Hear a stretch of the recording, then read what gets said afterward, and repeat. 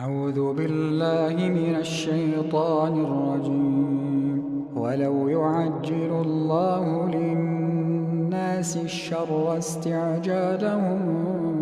بالخير لقضي إليهم أجلهم فنذر الذين لا يرجون لقاءنا في طغيانهم يعمهون. وإذا مس الإنسان الضر دعانا لجنبه أو قاعدا أو قائما فلما كشفنا عنه ضره مر كأن لم يدعنا إلى ضر مسه كذلك زين للمسرفين ما كانوا يعملون. ولقد أهلكنا القرون من قبلكم لما ظلموا وجاءتهم رسلهم بالبينات وما كانوا ليؤمنوا كذلك نجزي القوم المجرمين. ثم جعلناكم خلائف في الأرض من بعدهم لننظر كيف تعملون. وإذا تتلى عليهم آياتنا بينات قال الذين لا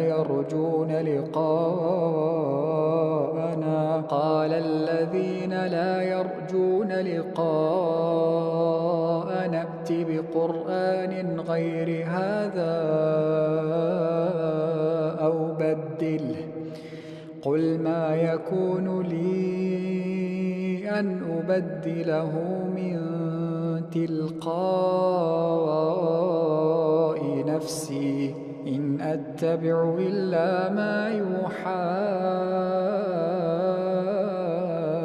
إلي إني أخاف إن عصيت ربي عذاب يوم عظيم. قل لو شاء الله ما تلوته عليكم ولا أدراكم به فقد لبثت فيكم عمرا من قبله أفلا تعقلون.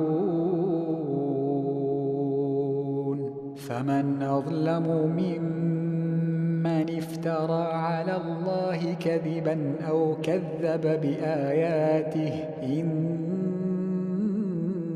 إنه لا يفلح المجرمون. ويعبدون من دون الله ما لا يضرهم ولا ينفعهم ويقولون هؤلاء شفعاؤنا عند الله قل أتنبئون الله بما لا يعلم في السماوات ولا في الأرض سبحانه وتعالى عما يشركون. وما كان الناس إلا أمة واحدة فاختلفوا ولولا كلمة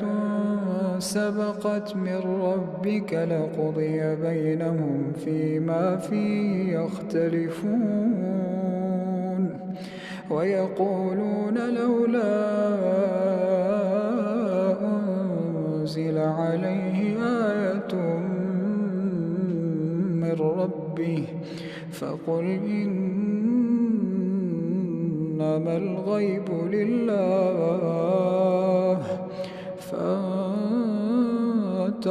فانتظروا إني معكم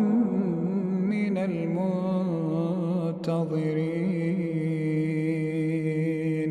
وإذا أذقنا الناس رحمة من بعد ضراء وإذا أذقنا الناس رحمة من بعد ضراء مستهم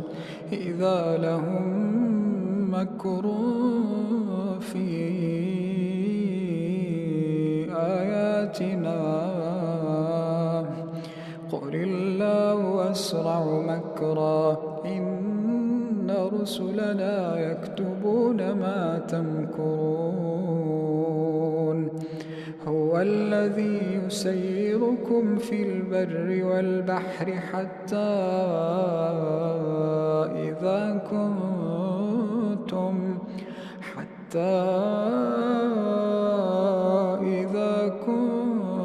في الفلك وجرين بهم بريح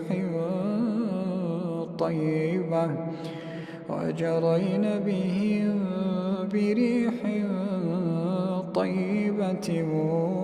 وفرحوا بها جاءتها ريح عاصف وجاءهم الموج من كل مكان وظنوا أنهم أحيط بهم دعوا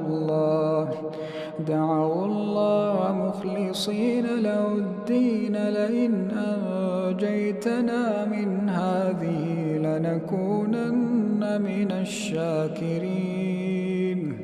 فلما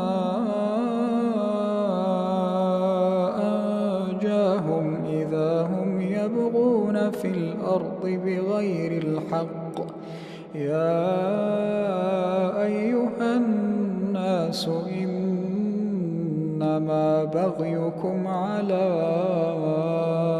أنفسكم متاع الحياة الدنيا ثم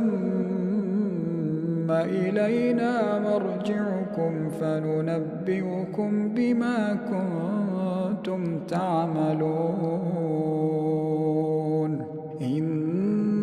إنما مثل الحياة الدنيا كماء أنزلناه من السماء إنما مثل الحياة الدنيا كماء أنزلناه من السماء فاختلط به نبات الأرض مما يأكل الناس والأنعام حتى إذا أخذت الأرض زخرفها وزينت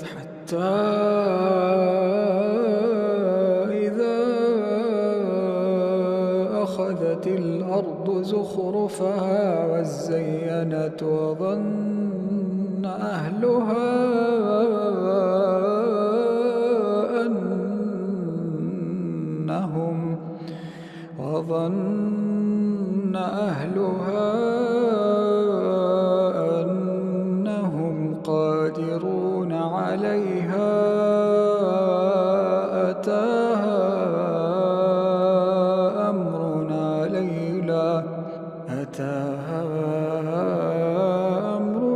ليلا أو نهارا فجعلناها حصيدا كأن لم تغن بالأمس كذلك نفصل الآيات لقوم يتفكرون والله يدعو إلى دار السلام ويهدي من يشاء إلى صراط مستقيم للذين أحسنوا أحسن الحسنى وزيادة ولا يرهق وجوههم قتر ولا ذلة أولئك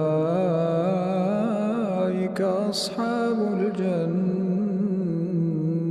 هم فيها خالدون والذين كسبوا السيئات جزاء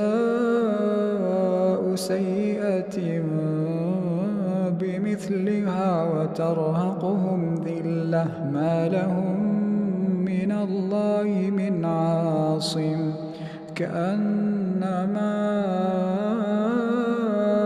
أغشيت وجوههم قطعا